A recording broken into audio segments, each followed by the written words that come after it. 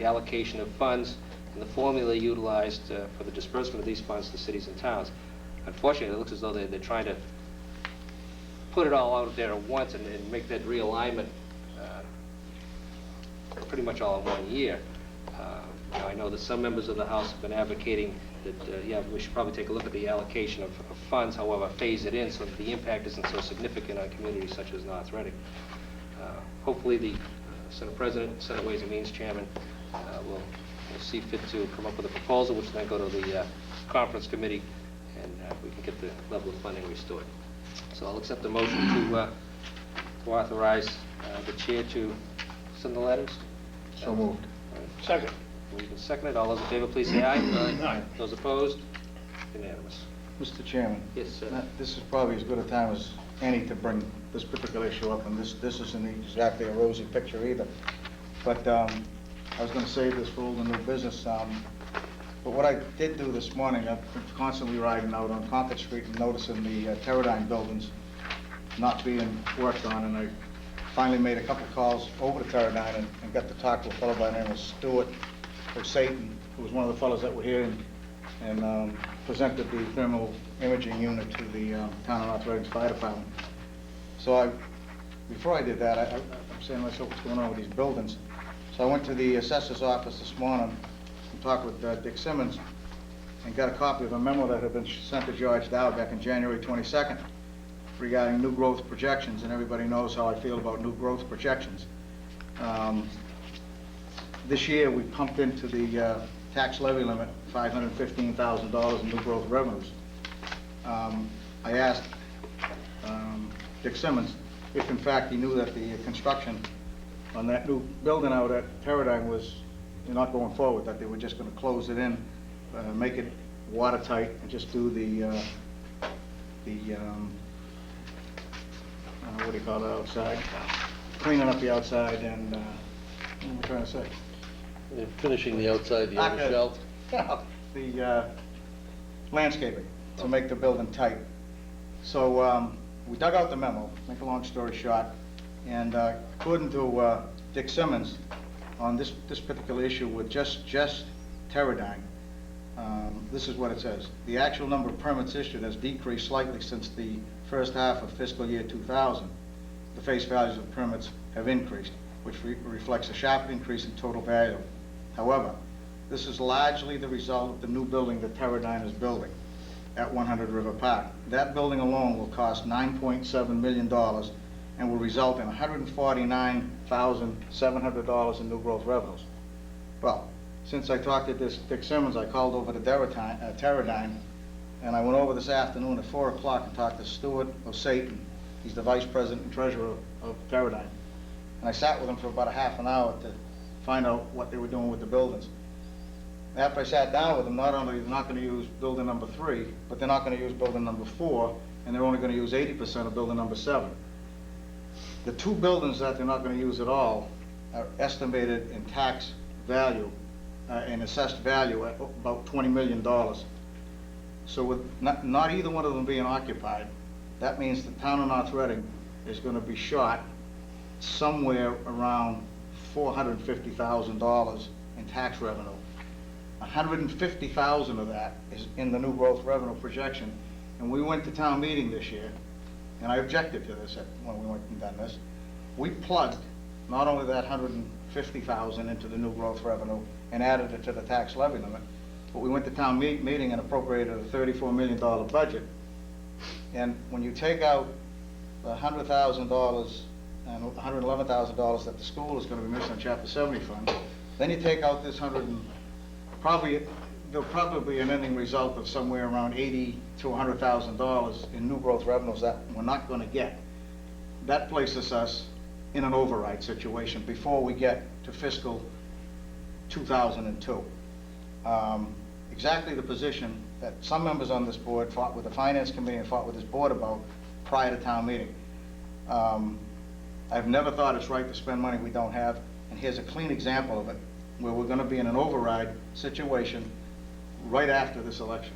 There should have been an override in this on this election for operational budgets. But the problem I have is if in fact this is all true, and they're not gonna occupy either one of those two buildings, there's not only a possibility of $100,000, but there's a possibility of more than $200,000 in new growth revenues that we're not gonna get. And if we have to take $200,000 out of our fiscal appropriation that was appropriated at town meeting, that means we either have to cut services drastically, go for an override this year, or lay off people.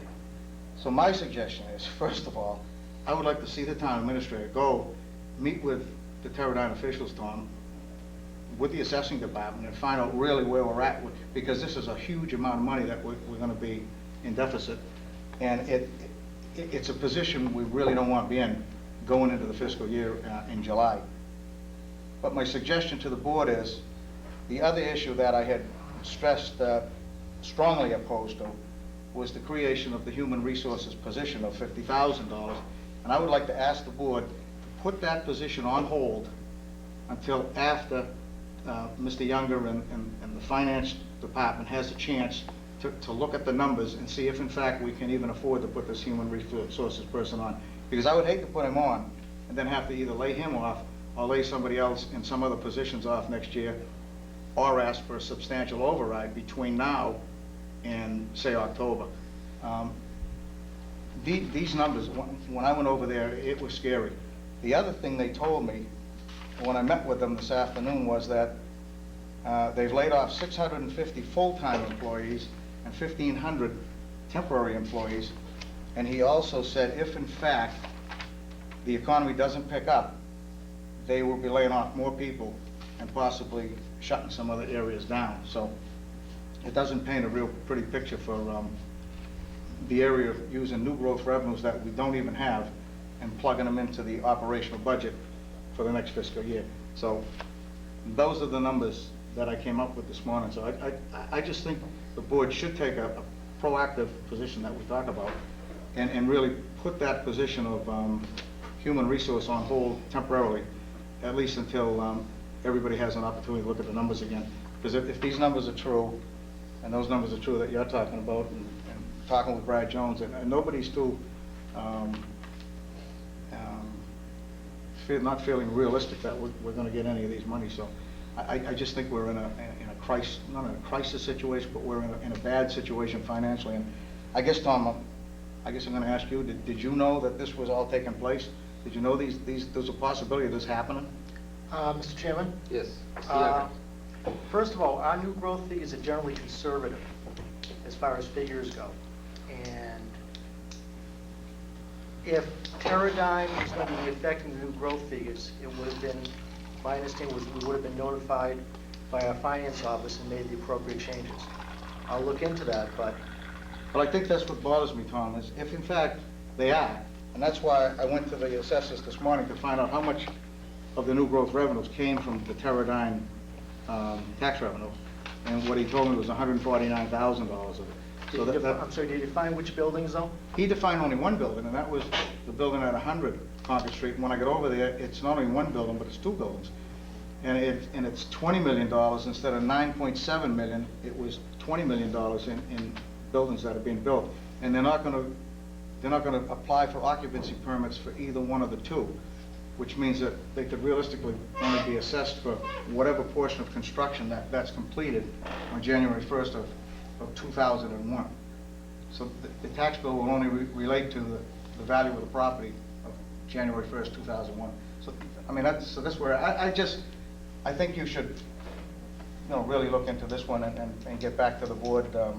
I may not be able to answer, but look at it and really look at it with a sharp eye, because it could drastically affect our operational budget starting July 1st of this year. Tom? Just reiterating on new growth, our finance office, our assessing office is very conservative on our new growth estimates. And my belief would be if Teradyne would have affected it, we would have made the appropriate adjustments. I mean, I can't speak it right now because this is the first I've heard from Mr. Smith that this would... Well, in addition to that, well, the total 149,000, even if it isn't fully realized, a portion of it is going to be realized anyway. Because that's what I'm saying. Even if the 149 isn't, 80, probably 50% of it will. at least 50% So it's not of it. as- So you're talking 80,000 to 100, but if there are two buildings involved, then you're talking 80 and 80, which is 160. Now you add the 111 from the school, if in fact that doesn't come through, we're talking $250,000 to $300,000 we're gonna be shot in between the school budget and our general operating budget. So it's a lot of money, and I think it's a very serious situation that needs to be talked about and needs to be looked into. And I did indicate to this fellow here, Stuart Satin, Stuart Satin, Just say that Stu, it's easier, Stu. there'd be a good possibility in the very near future that either yourself or somebody from the administration would contact them and really do the numbers, so they could be right down to a precise number and find out where we're really at. Because that's what it looks like from this afternoon. So, Again, I'm not totally familiar with the entire fee process, other than, I know up front, the town realizes a significant amount of revenue once the permits are pulled, as far as the value of the property, and then how much comes when the occupancy permit is sought, I'm not sure. But I mean, Well, the what- permit is pulled for, What usually happens is generally the associated cost with the building of the building is associated with the building permit process. Then the assessors look at the building permit, they take the cost factor off the building permit through the building inspector's office, and that's how they actually begin to set the tax, whatever the tax bill is gonna be. So, I mean, all you do is do the numbers, and for every million, we're about short, so. I just, if you could do that, Tom, I think it's. no, I mean, obviously, it's something that, I mean, if what you say is true, then obviously we should be aware of it, and should take a close look at it. But again, I too feel, that generally we've been fairly conservative in our growth figures. Well, we have been conservative, but I know, the but fact I remains, we understand. plug $515,000 of new growth revenue into our operational budget, no matter how you cut it. Whatever that 515 is gonna be missing is gonna reflect the operational budget, because we've taxed to the max for 10 years. We've created $5 million in expense with $515,000 to pay for it. And that's the reason we've been depleting all our free cash accounts. We're spending more money than we can generate. And the only other thing, Tom, I guess, is Converse. If in fact that deal with Converse doesn't go through, how does that affect if there's nobody's occupying that building? They still pay taxes. They still pay on the taxes. building. But do they, That's just the are they personal allowed property to tax. come in and for rebates? They- They wouldn't I pay, don't they know wouldn't how pay they a define personal it. property Yeah. tax, with the Yeah. furniture, fixture, and equipments that are in there. The personal property tax would be reduced, but the real estate property taxes wouldn't. Properties, and I understand the building was sold for $15 million, and the But anyway, transfer, this- of the Converse thing was supposed to take place, I think, today. Yeah, it was today, Yeah, I thought, too. it was I today, didn't see so, any action over there. uh, I just kind of watched but I that. mean, But if it- you could check this, Tom, this is, I think this is very, very crucial to the town. Okay. We can get back on track on the agenda, that'd be good. Again, I think it's something we should obviously make ourselves aware of. Well, and on that note, what is the board's position on as far as the human resources person? I mean, do people still think you want to go forward with that, or do you want to wait and see what these numbers come back and reflect, rather than spend another $50,000 if in fact we don't have it? Or are we gonna pull our horns in and try to be realistic and fiscally responsible and Mr. Baker? wait it out? Well, Tom, that wouldn't go into effect till July 1st anyway, right? No. So we should have answers before. It has no You- bearing. Yeah, you wouldn't be putting out a, Well, it definitely has a bearing, it's $50,000. Well, it has no in the bearing open. in the next, 6 weeks. Yeah. Right, no, you're advertising the position, Yeah. Right. but the position won't be filled until July July 1st, 1st. effective July Yeah. 1st anyway, so So we'll if have we get answers. information prior to that, then the administrator's gonna have to make some recommendations to the board. He has full authority to hire anyway. Yep. This answer will be done within the next 24 hours. Mhm. Okay. So, we get back on track here. Next item on the agenda is to discuss the ballot questions, which will be presented to the general public at the May 8th election, which is next Tuesday, a week from tomorrow. As you're aware, there are 4 questions on the ballot. The first being the police station issue, the second being the elementary school issue in relation to a renovation and addition to the Bachelor of the School on the Bachelor of the School site.